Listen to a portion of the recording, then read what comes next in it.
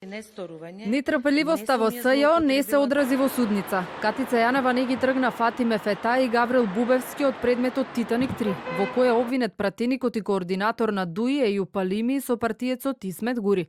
Шефицата во оставка одлучи да не ги иземе двајцата колеги, иако адвокатите како алиби ја искористија нивната кавга и несогласување по наредбата за претрес и бурната реакција на Фетај.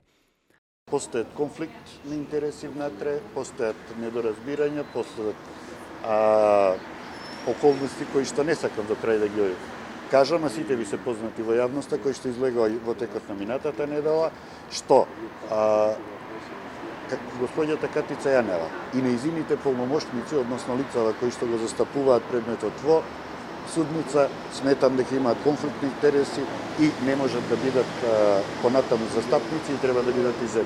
Обвинителката Фетај по овој став во судница искоментира дека кавгата не е законски основ за да се поднесе барање за иземање. Потензичната атмосфера внатре во СЈО таа првпат денеска се појави во јавноста, но воздржана од коментари за шефицата и случајот Рекет. Затоа навистина не би сакала, не би можела да коментирам. Значи, постапката Рекет ја води друго обвинителство, кое што е надлежно и затоа навистина не сакам во ниту еден момент да се мешам.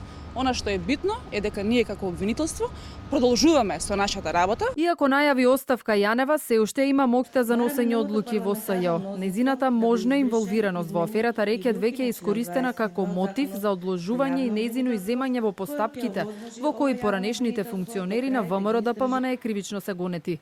Адвокатите проценуваат дека собранието може да ги повлече конците за нејзино разрешување. Во таква ситуација, обвинетиот Ејуп Алими ќе има моќ сам да гласа за иднината на обвинението против него. Сите се членови на некоја партија, тогаш дали гласањето во собранието на било кој член од тие партии за нешто што засега во било која партија е судирни интерес. Повторна антикорупцијска е надлежна за тоа.